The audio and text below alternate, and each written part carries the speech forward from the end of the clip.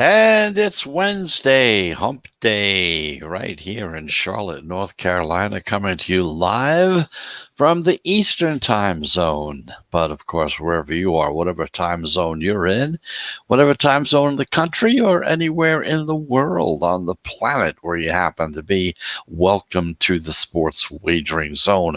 I'm Chris Pardo, and like I said, we're right here live on the I-95 Sports and Entertainment Network, as well as podcasting on most of the major podcast platforms such as Apple Podcasts, Amazon Music, Spotify, Sprecher, you name it, we are there. Very easy to find. So once again, thanks for listening. It's Wednesday, and of course here at the Zone, we talk about Wednesday being hump day because it's like the middle of the week. You know, Monday comes around, you wake up in the morning, I got the whole week to go, and then you have Tuesday. Now Wednesday comes, and it's kind of now you're halfway there. You know, you're on your downward stroke, as they say, coming into Thursday and Friday. So that's the story for today. I have a lot to talk about today. Of course, as usual, we have our 3 baseball games that we're taking a closer look at, try to give you some information on the live movement of the game, as well as how the pros are going as well. The 3 games for today are San Francisco against Cincinnati, Boston against the Blue Jays, and of course Detroit against Seattle. Those are the 3 games that we're going to be taking a look at for this evening and late this afternoon. And also we're going to take a look at the golf tournament, the big PGA Championship Golf Tournament coming up from Kiawah Island down in South Carolina. Yes, it is. It's been there once about a couple of years ago. Got to spend a week there, kind of look around. It's a beautiful area, and of course, the golf course over there is absolutely phenomenal. It's well over, if you take a look at it, it's over 7,000 yards all the way around, coming around. One tour is over 7,000 yards, which, if you put the paper to pencil, get your calculator out, that comes out to 1.5 miles. That means those guys are going to be walking for 1.5 miles at least, if not a little more as well. But we'll tell you about that tournament and kind of give you some thoughts and ideas on who you might want to be betting on in that game. And of course, that's the story with golf. We're also going to take a few minutes, talk a little bit about baseball as usual, because it is the baseball season, and we're very big into baseball because I've always looked at baseball as being one of the easiest sports to actually make a profit in.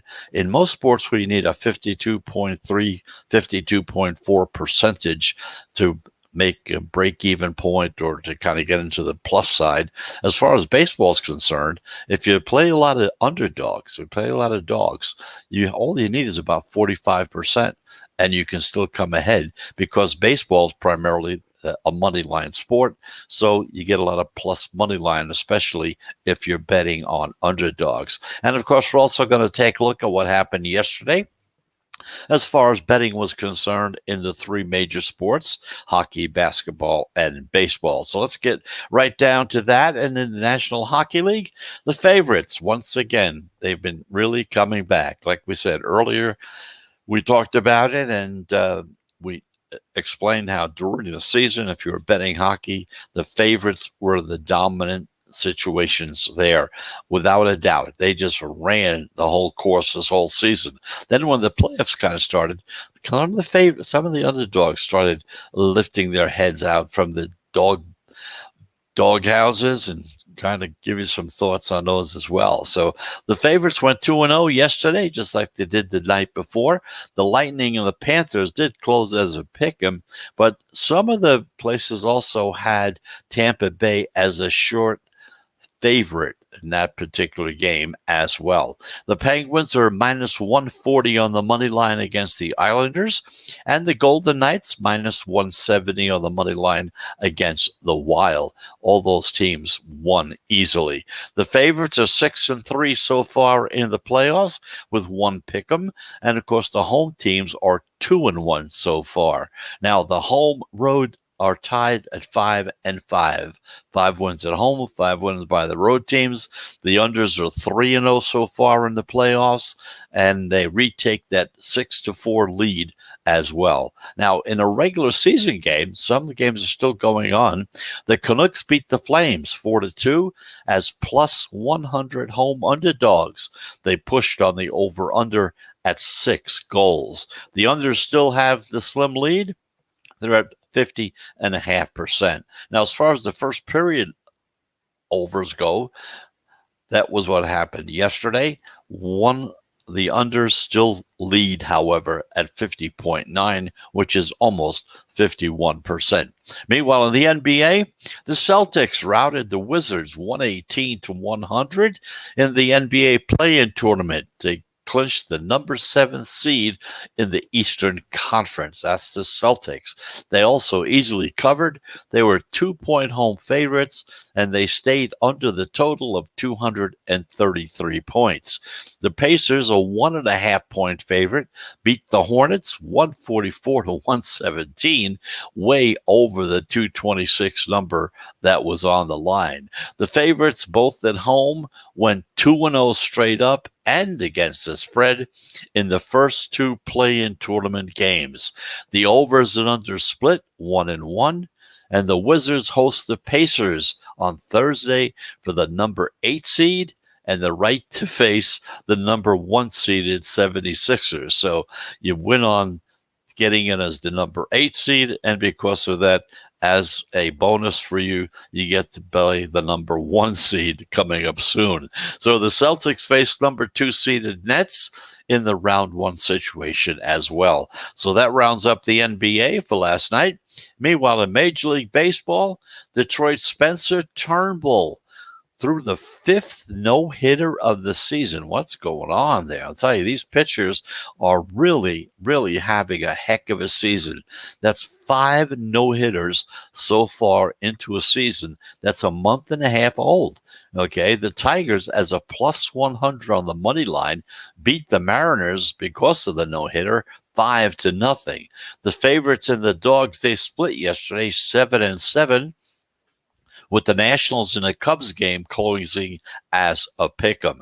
The favorites still lead, however, and of course, straight up, but just 54.9%. The overs are 8-7.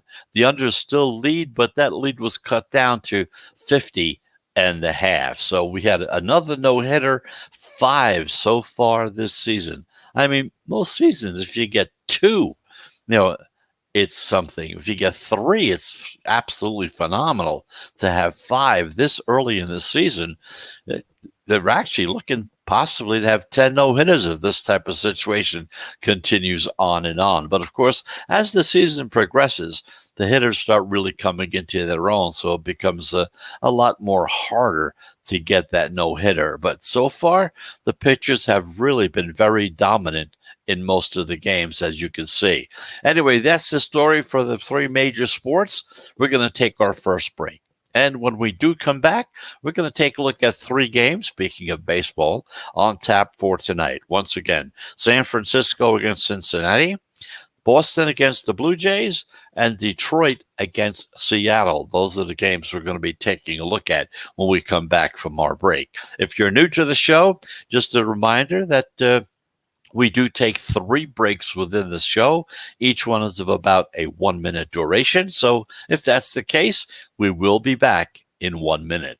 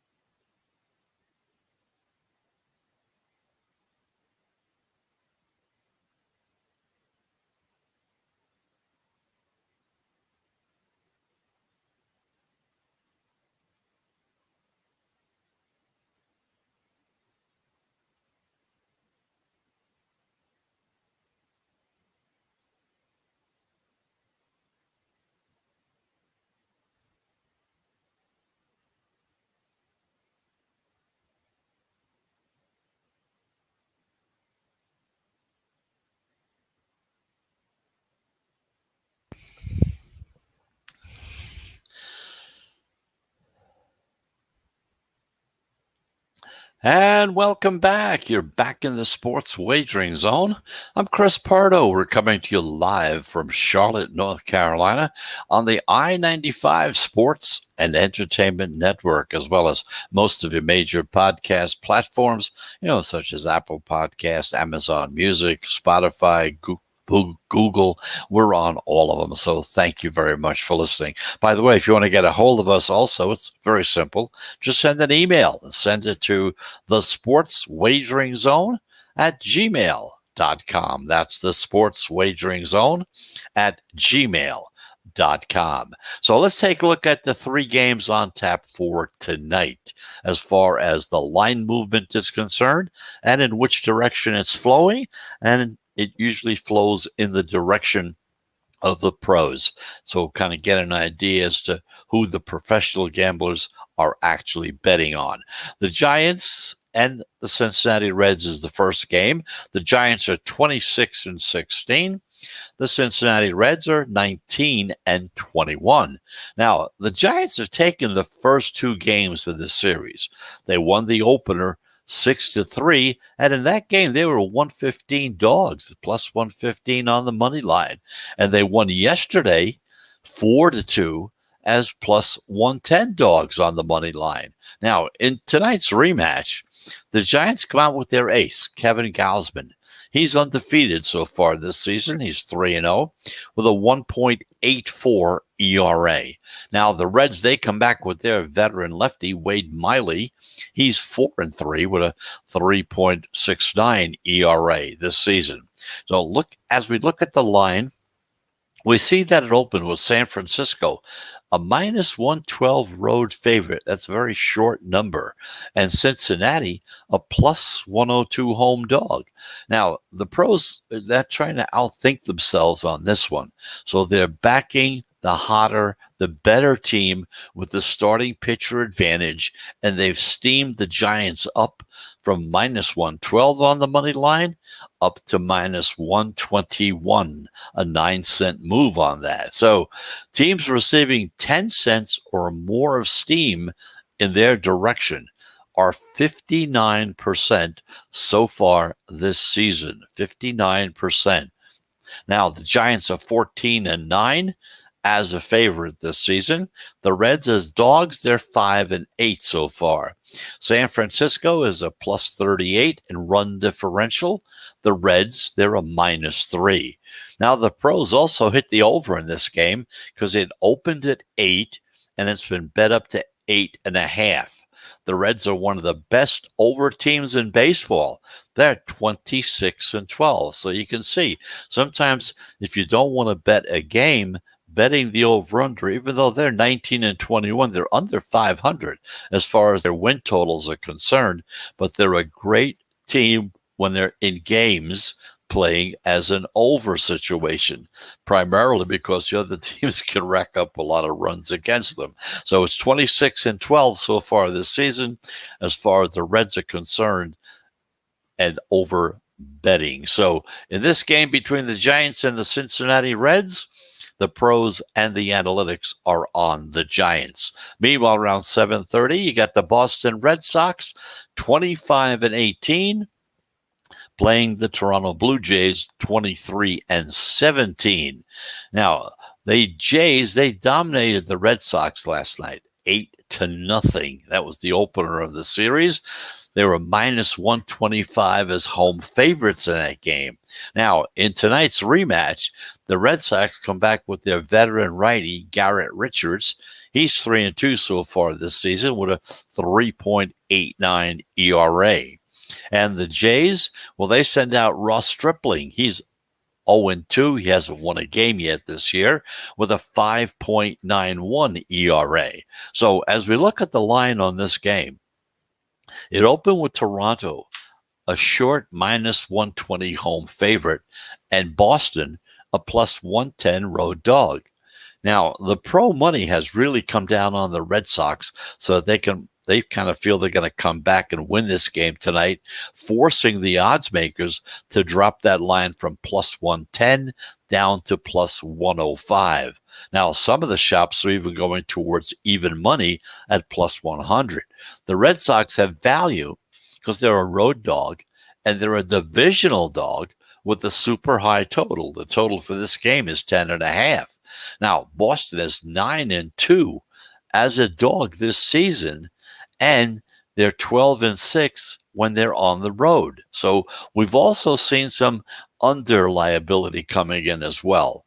The total opened, like I said, at 10.5, and the under is juiced heavily to minus 120. Now, some shops are even inching down to 10 as far as the number. Now, the under cashed in last night, and the wind yesterday really was a factor. The forecast for today calls for more of the same type of situations. Heavy 20-mile-per-hour winds blowing in from left center. Now, both these teams have been very profitable to that under this season. Boston is 23-19. Toronto is 22-18. So in this game with the Red Sox against the Toronto Blue Jays, the pros are on the Boston Red Sox as well as the analytical data as well. Now, the late game around a little after 10 o'clock Eastern time, you've got the Detroit Tigers 16-26 playing Seattle 21-22. So the Tigers so far, they're 2-0 in this series. They won the opener 4-1. And we had them in that game being a plus 165 dog. That's kind of a throwaway game we gave you that day. And they won again on Tuesday night, 5-0 behind Spencer Turnbull's no-hitter. They cashed in because they were a plus 104 dog in that game, not as big as the 165.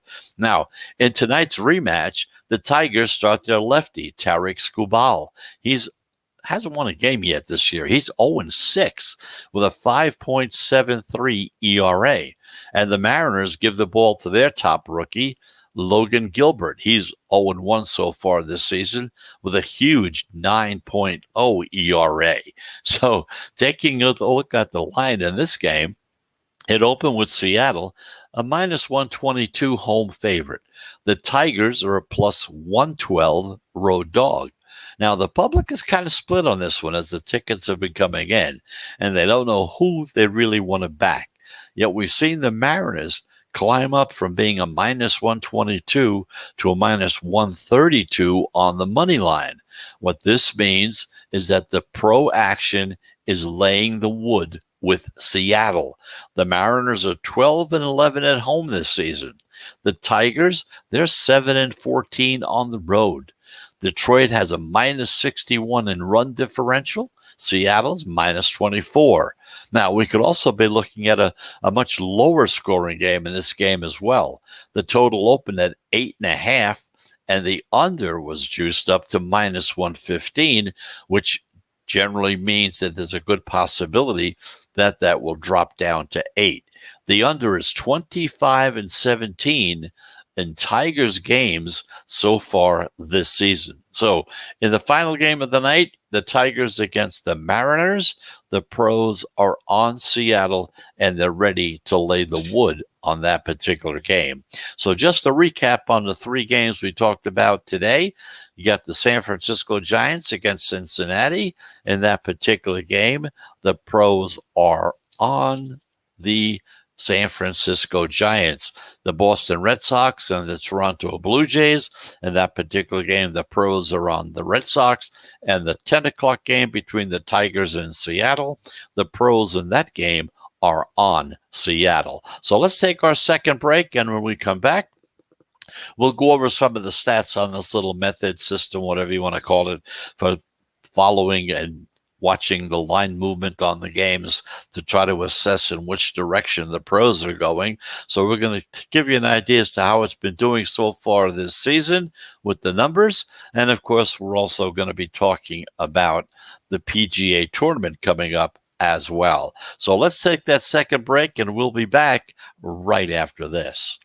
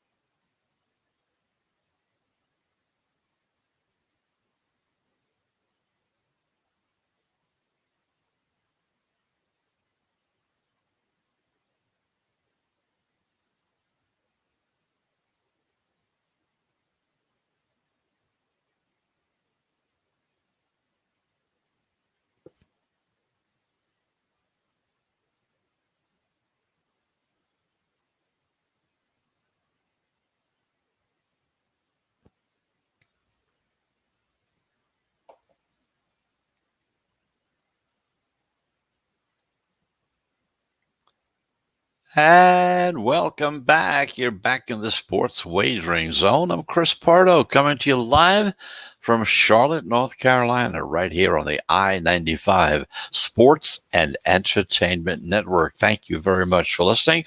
Like I said, we're also on most of the podcast platforms as well. So taking a look at this little method system, whatever you want to call it, about following line movement on baseball games and all games. In other words, when the NFL season comes around, the college season comes around, we're going to be doing exactly the same thing, following the line movement. You follow the line movement, and from that, you can determine in which direction the pros are betting, on which game they're taking, and which team they're taking within that particular game.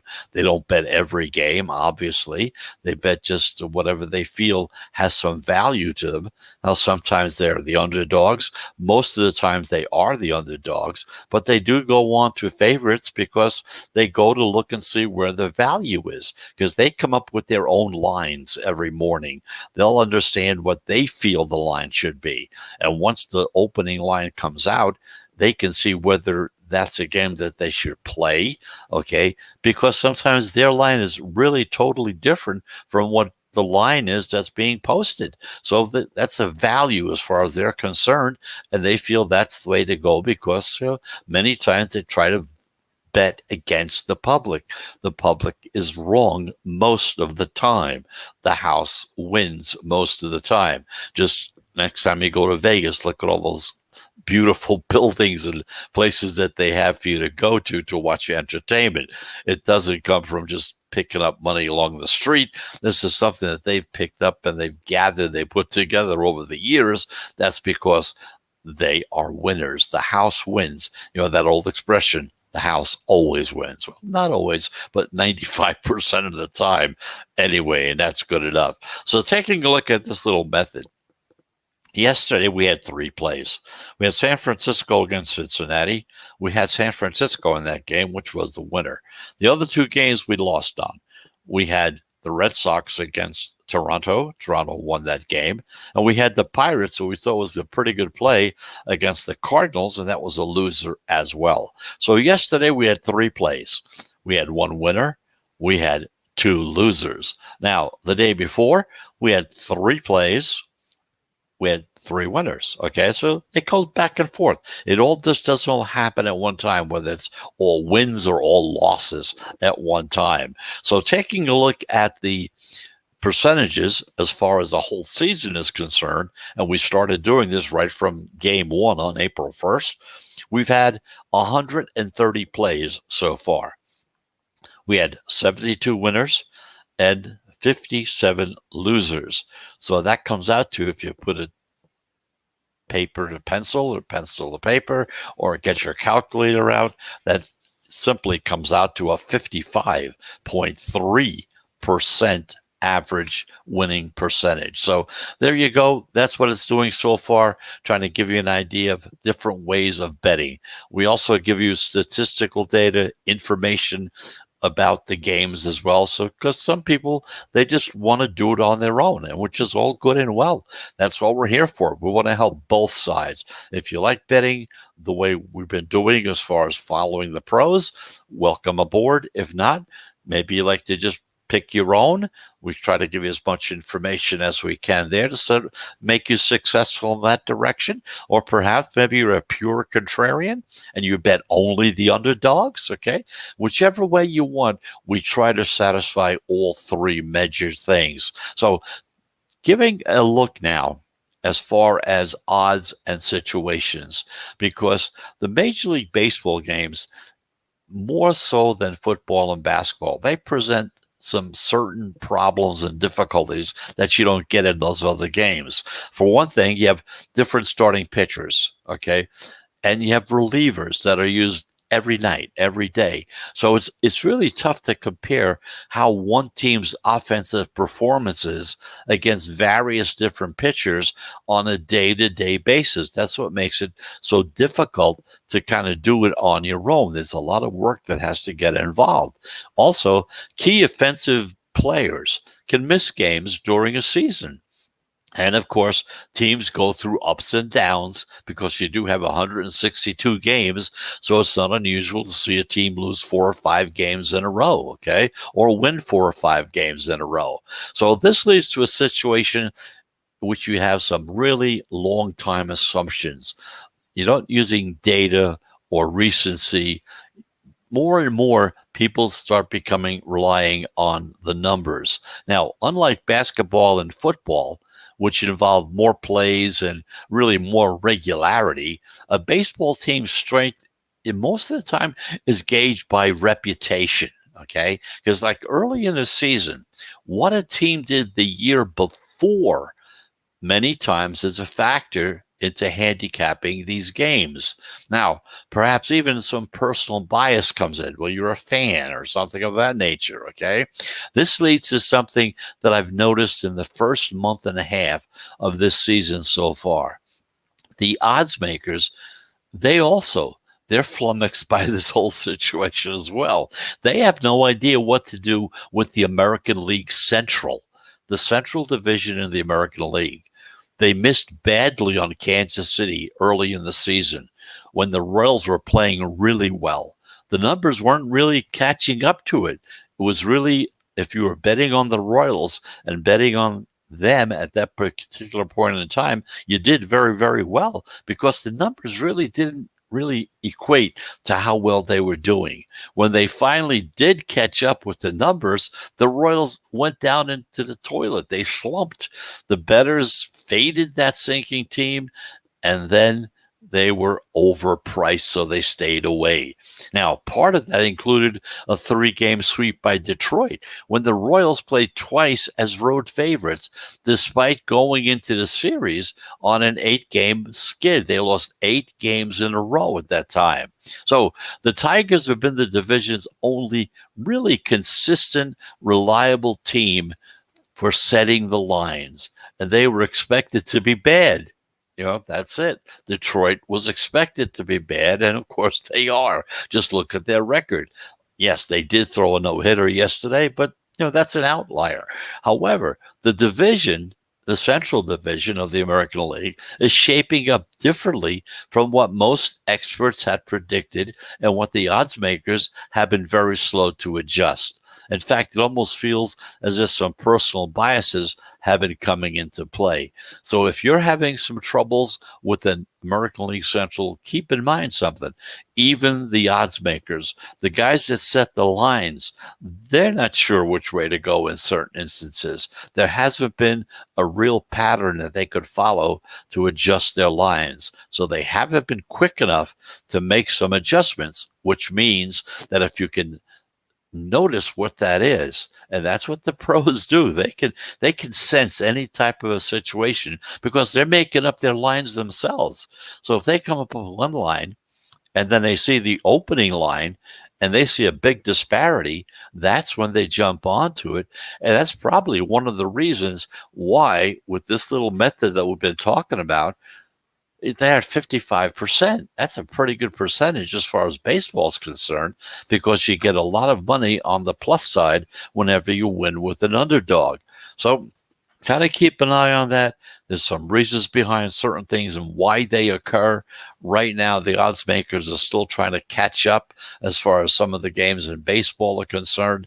Look for that little change. If you can catch on to it and ride it for a while before they finally make their adjustments, you can do very, very well. So that's just little thoughts, some ideas on betting on baseball if you want to do it on your own. Okay, here, as far as this little method is concerned, all we do is tag on to their coattails. Whoever they like, we tell you about them, and that's the way it's been going. So you can understand now why they're at that 55% mark, because many times so far in the 6-week period, the lines makers have been kind of a little lax. They haven't really been doing and keeping up with what they should have been putting down. So there have been some real bargains along the line. So that's the story there. Let's take our final break. When we do come back, we're going to take a look at that PGA tournament that's coming up at Kiowa Island, and we'll talk about that, give you some thoughts and ideas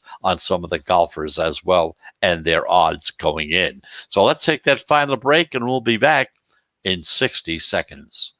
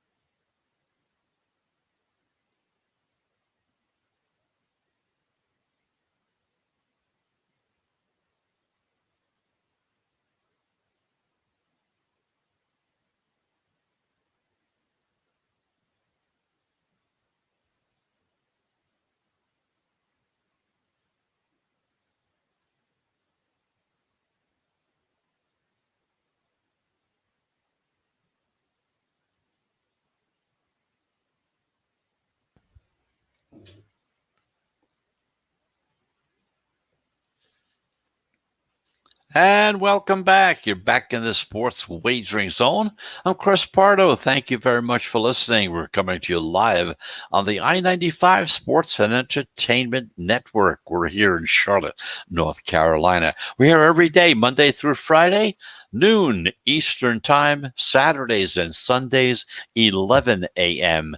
Eastern Time. So there's a big tournament coming up. It's the PGA Tournament that's coming up this weekend. Kiowa Island, South Carolina. Like I said, I've been there. It's a beautiful, beautiful area. It's absolutely gorgeous. And of course, this golf course is absolutely phenomenal. It's a challenging course where, because of its length, over 7,000 yards, okay? It's only the longest and the strongest hitters really survive this type of an environment. And of course, Dustin Johnson, he recently figured to be the favorite at this game because he comes from South Carolina, okay? So kind of the storyline fits. Homeboy going to be in that tournament in his home state, okay? But you know what? His current form, including the fact that he missed the cut at the Masters in April, really kind of tells you a little different story about Mr. Johnson. Then they're saying that DJ is probably just in a funk right now. He's just not doing anything, okay? Bryson DeChambeau, he's a driving range circus act. He's failed to set the golf world on fire lately also. Either the two-time PGA champ Brooks Koepka, he's also fallen off the map after he had that knee surgery. So here, three big guys kind of dropping off. So looking at that, you say, so who's going to be the favorite at this ocean course at Kiowa Island? Well, a wildly inconsistent player who just stopped an 18-month winless streak, and he hasn't won a major since 2014. He's the favorite, Rory Mcilroy. He's on top. He's at 11-1 at most of the sports books. McIlroy won the Wells Fargo Championship at Quail Hollow here in Charlotte 2 weeks ago, and is a horse for the course at Kiowa Island, where he blew away the field when he won the PGA when it was held there back in 2012. That's why he's the favorite, coming off a win, and he's going to a course where he won by 8 shots. Now, that's the narrative. So it's kind of natural that people are looking to bet Rory. He's like, let me call it the flavor of the week, let's say. Because, the Ocean Course, and that's what it's called, is the longest track in Major League Championship history. It's 7,876 yards. That's a mile and a half plus, okay? Now, alongside the Atlantic Ocean, it's 10 holes that are Seaside Holes. That's the most of any course in America. Up at Pebble Beach, there's some holes that are along the course, which means that if you don't drive it right, you don't play it right, you're going to wind up in the ocean.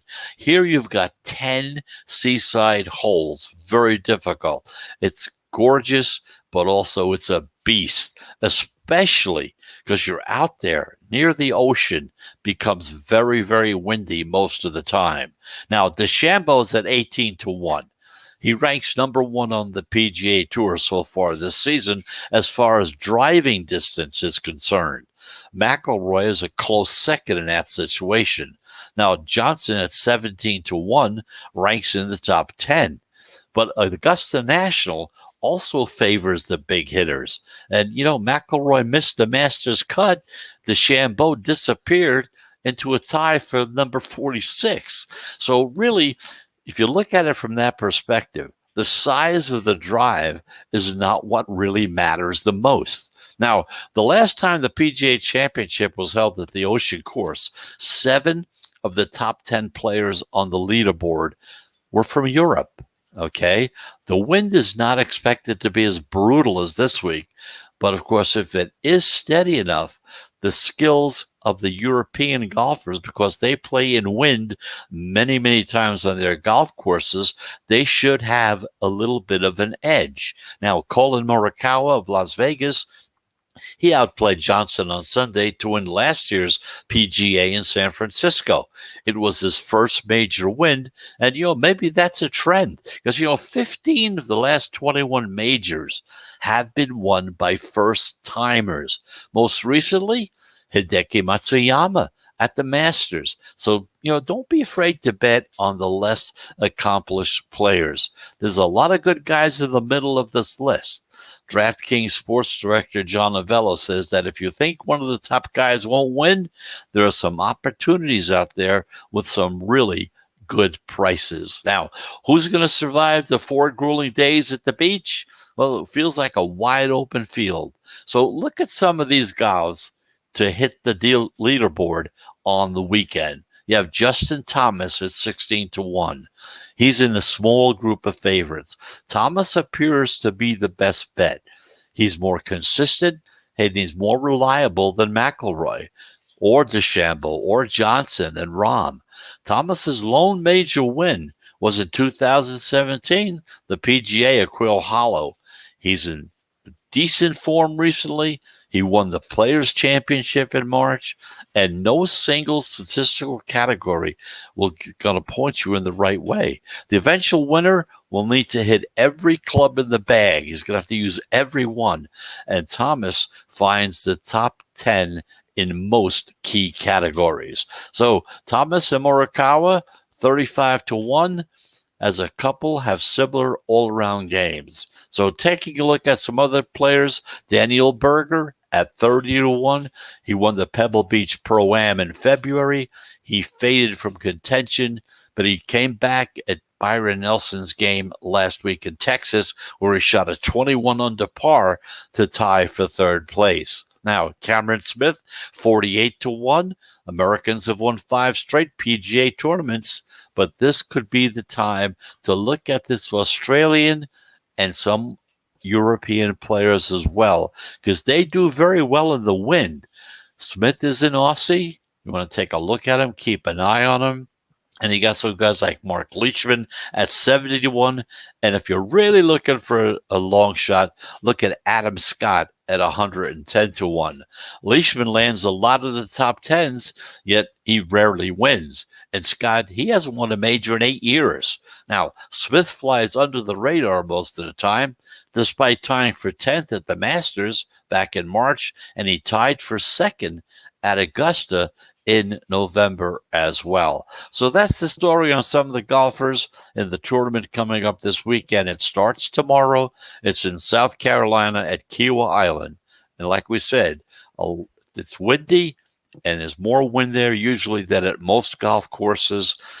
It usually does help the European golfers, because the European golfers and the Australian golfers, they play out in areas that the wind blows a lot of wind out there in England and all the way out there in Australia where they play. So they're used to those kind of conditions, and they can usually make the adjustments. But take a look at all of them.